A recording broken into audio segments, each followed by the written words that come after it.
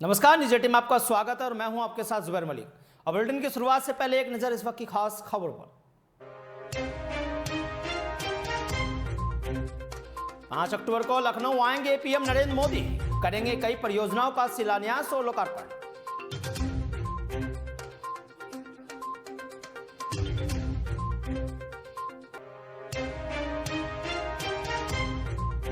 BSP supremo Mayawati ने किया tweet, कहा गोरखपुर में एक व्यापारी की मौत अति दुखद।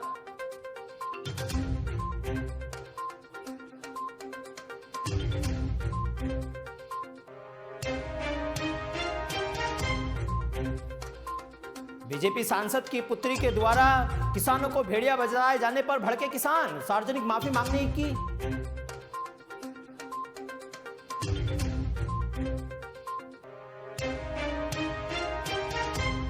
कारोबारी मनीषा गुप्ता की मौत पर सियासत तेज और पीड़ित परिवार मिलेंगे Akhilesh Yadav.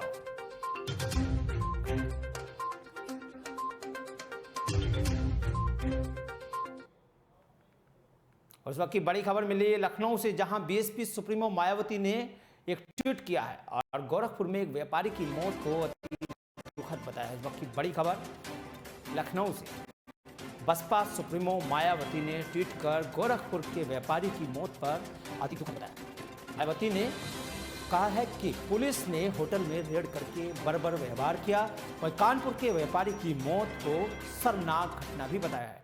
Law and order की खुली पोल, ऐसी घटनाओं से पूरा प्रदेश पीड़ित है। मायावती ने कहा है कि ऐसी घटनाओं से पूरा प्रदेश पीड़ित है, राज्य सरकार गंभीरता दिखाए। मायावती ने यह भी कहा है, वहीं पीड़ित परिवार को न्याय मिलने की भी बात कही है। उधर उत्तर प्रदेश के गोरखपुर में प्रॉपर्टी डीलर मनीष गुप्ता की संदिग्ध परिस्थिति में मौत का मामला अब गर्माता जा रहा है। मुख्यमंत्री योगी आदित्यनाथ जल्द ही पीड़ित परिवार से मुलाकात करेंगे। ऐसे में मायावती ने भी ट्वीट कर कहा है कि पीड़ित परिवार को जल्द से जल्द न्याय मिलना चाहिए और पूरा प्रदेश, उन्होंने ये भी योगी सरकार पर तंज कसते हुए ये भी कहा है कि पूरा प्रदेश इस तरह की घटना झेल रहा है। परिवार की अंत्येष्टि के लिए भी उन्होंने कामना की है। वहीं इस खबर पर ज्यादा जानकारी के लिए हमारे सहयोगी अभिषेक जुड़ गए हैं। अभिषेक, क्या कुछ जानकारी इस खबर को लेकर, जो मायावती ने ट्वीट कर कहा है कि जो पीड़ित परिवार है कानपुर का, जिसकी गोरखपुर में मनीष नाम के एक युवक की हत्या कर दी गई और पुलिस पर इसके आरोप लग रहे हैं? देखिए, पहला मामला नहीं है कि यूपी में किसी निर्दोष व्यक्ति की पुलिस द्वारा कथित रूप से हत्या की गई। इससे पहले भी पुलिस कर्मियों पर आरोप लगे हैं, लेकिन मनगढ़ंत कहानियां बनाकर मामले को दबा दिया जाता है। लेकिन अभी हाल फिलहाल में यूपी का चुनाव होने वाला है, तो ऐसे में मुद्दा बड़ा जोर शोर से उठाया जा रहा है सियासी दलों के द्वारा। मायावती ने भी ट्वीट किया, कहीं न कहीं सरकार इस मुद्दे को लेकर घिर गई है और जो सूचना मिल रही है उसमें 6 पुलिस कर्मियों के विरुद्ध कार्रवाई की भी तैयारी चल रही है। आपसे अभिषेक ये भी जानना चाहेंगे, मनीष गुप्ता की मौत के मामले में अखिलेश यादव, ये भी कयास लगाया जा रहा है, सुनने में आ रहा है कि अखिलेश यादव आज पीड़ित परिवार से मिलने वाले हैं।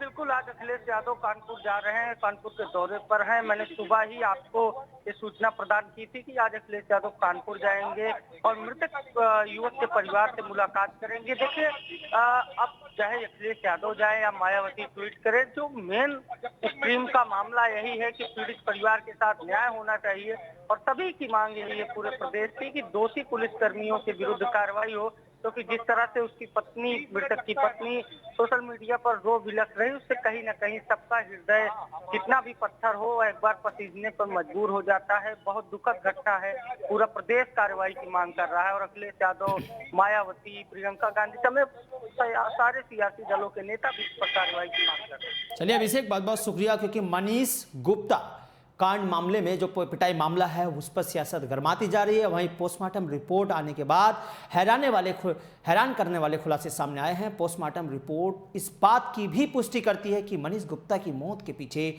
पुलिस की बर्बरता की गई थी और बर्बरता से पुलिस द्वारा मनीष गुप्ता की पिटाई की गई। वहीं पोस्टमार्टम रिपोर्ट में मनीष गुप्ता के शरीर पर 4 गंभीर चोट के निशान भी मिले हैं, जबकि सिर में जो गहरी चोट लगी थी वह उनके लिए जानलेवा साबित हुई। रिपोर्ट में यह भी पता चला है कि मनीष गुप्ता के दाहिने हाथ की कलाई पर डंडे से गंभीर चोट लगी थी। तो पोस्टमार्टम रिपोर्ट आने के बाद मनीष गुप्ता की कई सारे खुलासे एक के बाद एक सामने आए हैं, जिसके बाद अब अखिलेश यादव भी पीड़ित परिवार से मिलने वाले हैं। वहीं सूबे के मुख्यमंत्री योगी आदित्यनाथ भी पीड़ित परिवार से मिलकर के सख्त से सख्त कार्रवाई की बात कह रहे हैं, क्योंकि पीड़ित परिवार जो मनीष गुप्ता की वाइफ है उन्होंने भी इस पर अपना दर्द बयां किया है और कार्रवाई की मांग की है। और अगली बड़ी खबर हमें मिल रही है बागपत से, जहां एक चैनल की डिबेट में बीजेपी सांसद की पुत्री द्वारा किसानों को भेड़िया कहे जाने पर किसानों में भारी आक्रोश है। वहीं किसानों ने पंचायत कर सांसद पुत्री से सार्वजनिक रूप से माफी मांगने की भी मांग की है। ऐसा न करने पर किसानों ने अंजाम भुगतने की चेतावनी भी दे डाली। दरअसल बुधवार को किसान यूनियन की एक पंचायत थांबा चौधरी ब्रजपाल सिंह के आवास पर हुई और पंचायत में किसान वक्ताओं का कहना था कि किसानों के प्रति लगातार गलत बयानबाजी करके सरकार के नुमाइंदे बच नहीं सकते। अब बागपत सांसद पुत्री चारू ने एक चैनल की डिबेट में जिस तरह से आंदोलन कर रहे किसानों को भेड़िया कहा है, उससे यह साबित होता है कि वह अपना मानसिक संतुलन खो बैठे हैं। जब बॉर्डर पर धरना दे रहे किसान भेड़िया है तो गांव-गांव में तो उनसे बड़े भेड़िए बैठे हुए हैं। क्या नाम है चौधरी साहब? चौधरी ब्रजपाल सिंह, तामापट्टी में है। आज ये बैठक किस लिए बुलाई गई? बैठक इसलिए बुलाई गई, डिबेट में चारू प्रज्ञा माननीय सांसद सतपाल सिंह की लड़की, उसने जो दिल्ली पे किसान बैठे हुए हैं चारों तरफ को बॉर्डर पे, उन किसानों को ये कहा है कि ये तो भेड़िया हैं और भेड़िया की संज्ञान देकर वह इस तरह की मतलब डिबेट पे बात करती है, किसानों का अपमान करती है एक सांसद की पुत्री होकर भी, तो एक देश का दुर्भाग्य है। अगर किसान नहीं होगा तो देश तो खत्म, ये अंदाता है। हर किसी का ये सहयोग करता है, जो भी परिस्थिति आती है देश में उसमें सबसे आगे किसान रहता है। और जो ये बयान उसने दिया कि ये तो भेड़िया हैं, जब बॉर्डर पे भेड़िया बैठे हैं तो देहात में कितने बड़े बड़े भेड़िया होंगे, और वे आने वाले समय में इस बयान का जवाब देंगे। ये पूरा देहात और सांसद भी और ये लड़की भी और भी इनके जितने भी सांसद मंत्री हैं, क्षेत्र में आने से पहले खूब सोच ले कि ये तो भेड़िया है, भुड़का इतना तगड़ा भर लेंगे अब इसका जवाब इलाज करने वाला कोई विदेशों में भी नहीं मिलेगा। इतने जबरदस्त भुड़का भरते हैं ये भेड़िया। वहाँ भेड़िया है तो इस देहात में भी तो भेड़िया हैं, और बड़े बड़े गाँव बैठे हैं यहाँ, इंतजार कर रहे हैं इन सांसदों का, विधायकों का। सोच समझ के किसी भी गांव में जाएंगे तो सोच विचार कर जान बुड़का भर लेंगे। ये भेड़िया क्या बुड़का भर लेंगे, इसे नहीं छोड़ देंगे। इसी मौके की ये तलाश में थे किसान, आखिर न कोई छेड़े, ये खुद ही छेड़े लगे, इनका समय आ गया जाने का। क्या नाम है चौधरी साहब? सुभाष चौधरी खास तौर से। चौधरी साहब, आज ये बैठक बुलाई गई, क्या मुद्दा रहा? मुद्दा ये रहा कि हमारे सांसद जी सतपाल जी की लड़की ने जो ये बयान दिया किसानों को भेड़िया बताकर, हम दे गए इस बयान को वापिस ले, इसी में ठीक है। जो किसान भड़क जाए बहुत गलत बयान है। क्या निर्णय लिया है? निर्णय ये लिया है, हम तो ये कहते हैं भाई सांसद जी की लड़की को ये कहते हैं बेटी इस बयान को वापिस कहीं भी डिबेट में कहीं भी वापिस, ऐसा गंदा बयान नहीं जाना चाहिए किसानों के लिए। किसान तो देश का अन्नदाता है। वहीं इस खबर पर ज़्यादा जानकारी के लिए हमारे सहयोगी जुड़ गए हैं बागपत से हैदर मलिक। हैदर, क्या कुछ जानकारी इस खबर को लेकर के जो ये बागपत के सांसद की पुत्री ने किसानों को भेड़िया बताया था और उसके बाद किसानों में भारी रोष है? जी बिल्कुल, देखिए बागपत के किसानों में भारी रोष है। जो बीजेपी सांसद सत्यपाल सिंह है, उनकी पुत्री जो चारू प्रज्ञा है, उन्होंने एक टीवी डिबेट में जो किसान आंदोलन कर रहे हैं उन्होंने कहा है कि किसानों के देश में एक भेड़िए हैं, जिसके बाद किसान खास नाराज हैं। और कल किसान यूनियन के कार्यकर्ताओं ने बड़ौद के थांबा चौधरी जो ब्रजपाल सिंह हैं उनके आवास पर एक पंचायत बुलाई और पंचायत में निर्णय लिया गया कि अगर बीजेपी सांसद की बेटी ने किसानों से माफी नहीं मांगी तो फिर एक आंदोलन की नई रणनीति बनाई जाएगी। उनका कहना था कि ये एक साफ तौर पर है कि पहले पिता किसानों पर आरोप लगाते हैं कई तरीके के, और उसके बाद अब उनकी बेटी भी किसानों पर एक भेड़िया जैसा शब्द का इस्तेमाल करती नजर आ रही है। उनका कहना है कि अगर बीजेपी सांसद की बेटी ने किसानों से माफी नहीं मांगी तो जल्द ही एक आंदोलन की रणनीति बनाई जाएगी और किसान सांसद की बेटी के खिलाफ भी एक आंदोलन तैयार करने की रणनीति तैयार कर रहे हैं।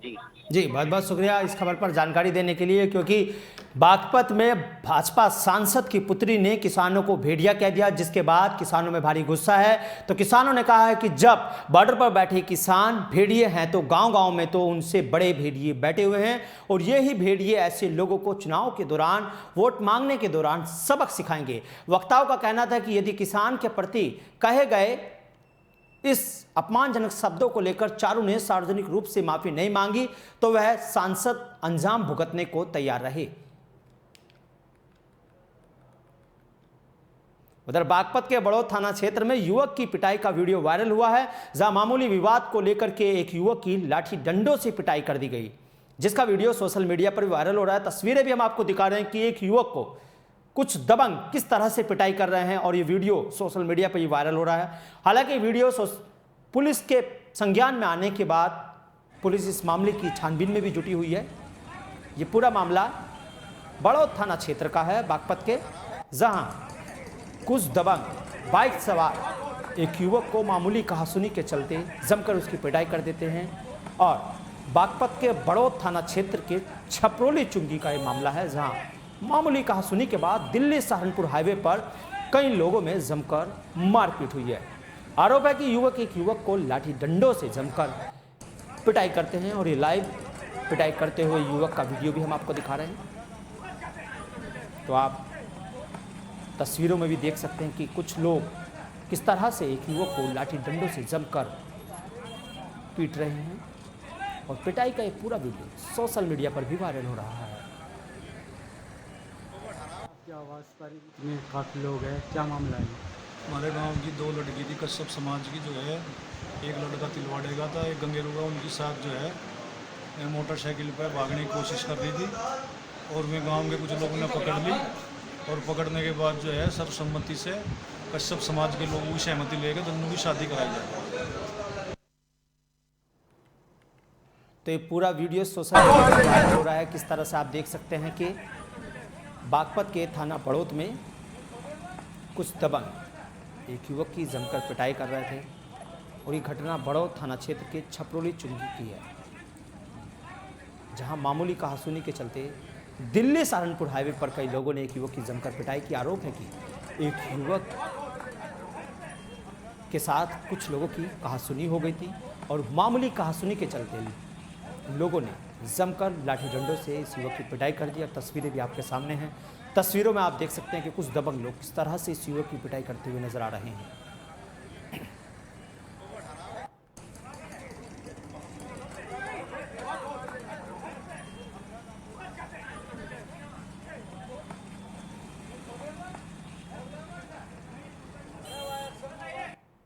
उधर शामली के गांव भबीसा में पंचायत ने एक ही बिरादरी के दो प्रेमी जोड़ों की शादी कराकर के मिसाल पेश की है।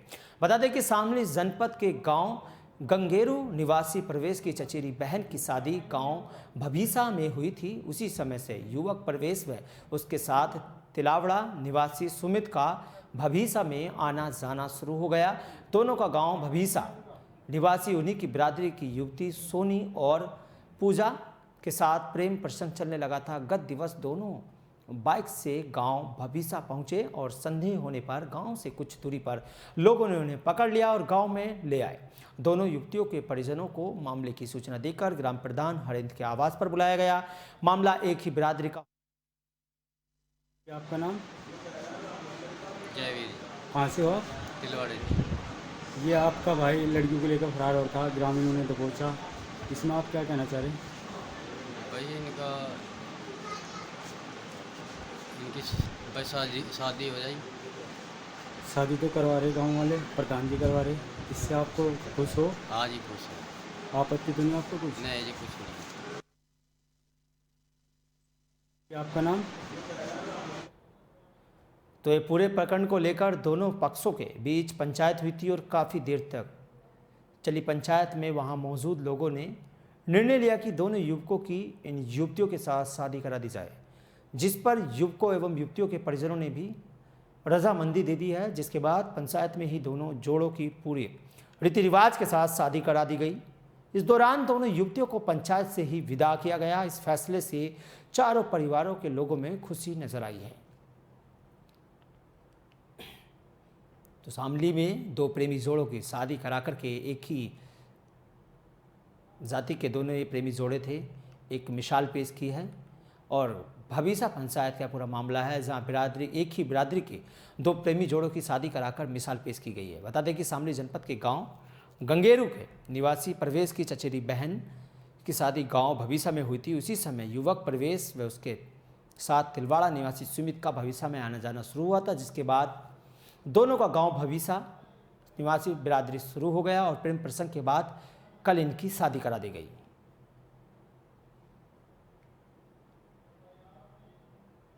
उधर शामली के थाना भवन क्षेत्र में स्थित सिटी नर्सिंग होम में डॉक्टर की लापरवाही के चलते मौत का मामला सामने आया है। मामला सोशल मीडिया पर वायरल हो रहा है, तो स्वास्थ्य विभाग की टीम मौके पर पहुंची और खुलासा किया कि नर्सिंग होम फर्जीवाड़े से चलाया जा रहा है। स्वास्थ्य विभाग की टीम ने उच्च अधिकारियों को इसकी जानकारी सौंप दी है, जिसके बाद Shamli additional CMO doctor Vinod Kumar, तहसीलदार एसडी पवार व भारी पुलिस बल के साथ थाना भवन में स्थित सिटी नर्सिंग होम पहुंचे, जहां कई घंटों तक चली कार्रवाई के बाद नर्सिंग होम को सील कर दिया गया। फिलहाल पूरा मामला क्षेत्र में चर्चा का विषय बना हुआ है। सर एक हॉस्पिटल पे सीलिंग किया गया, क्या मामला है सर पूरा? आज साहब 7:30 बजे फ़ोन आया था कि हॉस्पिटल अनाधिकृत रूप से चल रहा है, तो हम यहाँ पहुँचे। हमने ऐसे डॉक्यूमेंट्स मांगे कि भाई आपके जो भी डॉक्यूमेंट्स है इसका रजिस्ट्रेशन है, यहाँ पे इंडोर पेशेंट कितने हैं, यहाँ पे ओपीडी कैसे होती है, उनके सब कोई डॉक्यूमेंटेशन नहीं किए गए हैं। और एक खबर मिली थी, कोई बच्चा 1-2 दिन पहले यहाँ एडमिट हुआ था, तो एक्सपायर हो गया, तो उसके विषय में आज डॉक्यूमेंटेशन के अभाव में कुछ नहीं किया गया। बाकी कार्रवाई की जाएगी। तो शामली का यह पूरा मामला है, जहां एक फर्जी नर्सिंग होम का पर्दाफाश हुआ है। वहीं इस खबर पर ज़्यादा जानकारी के लिए श्रवण कुमार जुड़ गए हैं हमारे सहयोगी शामली से। श्रवण, क्या कुछ जानकारी आपके पास इस खबर को लेकर के, जो ये पर्दाफाश किया है एक फर्जी नर्सिंग होम का? हाँ, देखिए, जिस तरह से ये फर्जी नर्सिंग होम पर छापेमारी की गई है और अधिकारियों ने मौके पर पहुंचकर जो है इसको सील कर दिया है। सोमवार के दिन की यह घटना है। दाना भवन क्षेत्र का गाँव पितारसी भर्ती कराया गया था अस्पताल में, जहां डॉक्टर की लापरवाही के चलते का आरोप लगा था। इसके बाद स्थानीय स्वास्थ्य विभाग की टीम ने पहुंचकर जांच की, तो मामले का खुलासा हुआ कि पूरा नर्सिंग होम फर्जीवाड़े से चलाया जा रहा है। ना तो यहाँ चिकित्सक थे और ना ही पूरा रजिस्ट्रेशन इस नर्सिंग होम का कराया गया था, जिसके बाद स्वास्थ्य विभाग की टीम ने भारी पुलिस बल के साथ पहुंचकर पूरे नर्सिंग होम को सील कर दिया है। चलिए, बहुत बहुत शुक्रिया आपका श्रवण इस खबर पर जानकारी देने के लिए, क्योंकि शामली के थाना भवन का यह मामला है, जहां एक नर्सिंग होम को फर्जीवाड़े का मामला सामने आया था, जिसके बाद इस नर्सिंग होम को मौके पर भारी पुलिस बल के साथ एसीएमओ ने पहुंचकर के इसको सील कर दिया है। फिलहाल इस पूरे मामले में पुलिस छानबीन कर रही है। उधर कासगंज जिले के सदर कोतवाली क्षेत्र में कुछ दिन पहले ही एक बच्ची के साथ छेड़छाड़ की घटना को लेकर आज दो पक्ष आमने सामने आ गए। इस दौरान एक पक्ष ने फायरिंग शुरू कर दी, जिससे दूसरे पक्ष के एक अधेड़ की गोली लगने से मौत हो गई। घटना की जानकारी मिलते ही एसपी पुलिस बल के साथ मौके पर पहुंचे और मामले की छानबीन शुरू की। पुलिस ने मृतक के शव को पोस्टमार्टम के लिए भी भेज दिया है। वहीं पुलिस ने आरोपी पक्ष से एक युवक को भी गिरफ्तार कर लिया है। साथ ही अन्य आरोपियों की भी तलाश की जा रही है।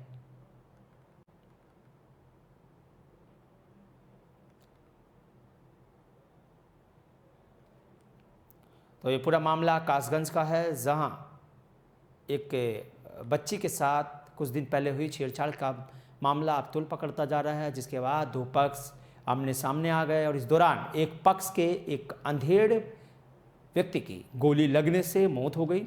और पूरी घटना की जानकारी मिलते ही एसपी भारी पुलिस बल के साथ मौके पर पहुंचे और मामले की छानबीन शुरू की। उधर पुलिस ने मृतक के शव को कब्जे में लेकर पोस्टमार्टम के लिए भी भेज दिया है। वहीं पुलिस ने आरोपी पक्ष से एक युवक की गिरफ्तार कर लिया है। साथ ही अन्य आरोपियों की तलाश भी शुरू कर दी है। में हत्या हुई है, क्या है मामला पूरा? देखिए, थाना क्षेत्र कासगंज के बड्डू नगर एरिया में आज एक युवक की हत्या का मामला जो है वो सामने आया है। मौके पे मेरे द्वारा मौका मुआयना किया गया, फोरेंसिक यूनिट को भी बुलाया गया था, डॉग स्क्वाड को भी बुलाया गया था और इसमें कुछ लोगों के नाम सामने आए हैं।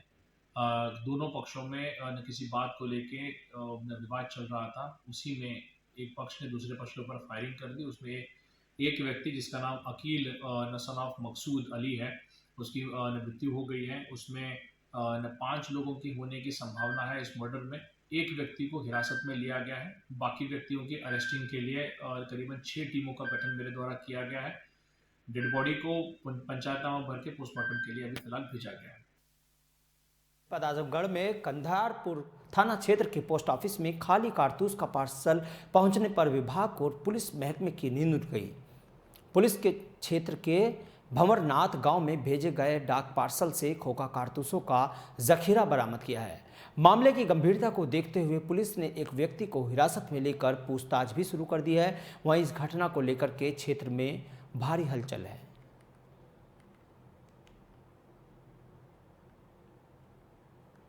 तो जनपद आजमगढ़ के कंधरापुर थाना क्षेत्र के पोस्ट ऑफिस में खाली कारतूस का पार्सल पहुंचने पर विभाग और पुलिस महकमे की नींद उड़ गई और पुलिस ने क्षेत्र के भंवरनाथ गांव में भेजे गए डाक पार्सल से खोखा कारतूसों का जखीरा बरामद किया है। और मामले की गंभीरता को देखते हुए पुलिस ने एक व्यक्ति को भी हिरासत में लिया है।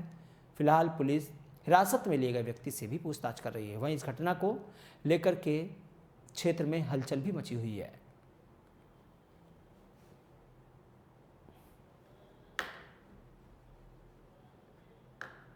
तो आजमगढ़ के ये पूरा मामला है जहां एक पार्सल गया था जिसमें खाली खोखा बरामद होने के बाद पुलिस महकमे में भारी हलचल है और पुलिस महकमे की नींद भी उड़ गई है, क्योंकि जो पार्सल पहुंचा था थाने में वो खाली था, जिसके बाद पुलिस महकमे में भारी हलचल है और फिलहाल पूरा पुलिस महकमा इस खाली पार्सल को लेकर के छानबीन कर रहा है। सर, एक कोरियर से कारतूस आया था, जो क्या मामला सर? देखिए, कल थाना कंधरापुर क्षेत्र में जो पोस्ट ऑफिस है उसमें एक पार्सल आया था और जब उस पार्सल पर शक हुआ तो भारी पाया गया, तो उसे उन्होंने खोला, पोस्ट ऑफिस वालों ने, शक होने पर। उसके अंदर से 370 से ऊपर कारतूस के खोखे, लाइव कारतूस नहीं थे, जो खोखा कारतूस होता है, वो बरामद हुआ और उन्होंने पुलिस को सूचना दी और पुलिस ने उसमें इन्वेस्टिगेशन करना, जो इंक्वायरी है वो शुरू कर दी है। ये जो एक डिस्ट्रिक्ट है उसमें डिस्ट्रिक्ट क्लियर नहीं है कहाँ का है, या तो बिहार का है, छत्तीसगढ़ का है। वहाँ से ये उस पर एड्रेस जो लिखा है प्रेषक का, वो लिखा है और यहाँ भंवरनाथ मंदिर के पास एक व्यक्ति का एड्रेस है जिसे उसे पार्सल को भेजा जाना दर्शाया गया है। जिसके पास पार्सल का भेजा जाना दर्शाया गया है उसने जिस भेजने वाला आदमी है उसे जानना और किस तरह का संबंध होना मना किया है। अभी इस चीज़ की इन्वेस्टिगेशन की जा रही है कि जो एड्रेस लिखा है क्या उसी एड्रेस से वो पार्सल भेजा गया या कहीं और से पार्सल भेजा गया, वो आज जांच उसमें की जा रही है तो पोस्ट ऑफिस के थ्रू। और ये क्या कभी इस तरह का पार्सल, भारी पार्सल पहले भी आया था, इसकी भी जाँच की जा रही है। पूरी जांच के बाद ही पता चल पाएगा कि ये इसके पीछे कौन था और किसने ये भेजा था। सर, कहीं कहीं चुनाव में भी इस्तेमाल होने के लिए देखिए, खोखा कारतूस है तो इसका तो कोई उपयोग हो नहीं सकता। अगर जिंदा कारतूस होता तो उसका उपयोग भी हो जाता। खोखा कारतूस का तो कोई उपयोग नहीं होता क्योंकि चलता ही नहीं। खोखा कारतूस जो चलने के बाद का जो खोखा बचा रहता है वो रहता है। तो सारी चीज़ों को देखना, क्योंकि मेन बात तो ये है कि ये कहाँ से भेजा गया और क्यों भेजा गया, इस चीज़ की तहकीकात की जा रही है और जब ये चीज़ क्लियर हो जाएगी तब आपको बताया जाएगा। उधर उत्तर प्रदेश के मुरादाबाद जनपद के आगरा नेशनल हाईवे पर उस समय हड़कंप मच गया जब एक निजी यूनिवर्सिटी की बस पर दबंगों ने हमला कर दिया। हमले के वक्त बस के अंदर स्कूल के छात्र छात्रा के अलावा यूनिवर्सिटी का स्टाफ भी मौजूद था। हमले में बस में सवार लगभग आधा दर्जन छात्र छात्राएं घायल हो गए हैं। बताया जा रहा है कि दबंग ट्रक चालकों ने विश्वविद्यालय की बस को ओवरटेक करने के बाद बस को रोक करके उस पर हमला किया था।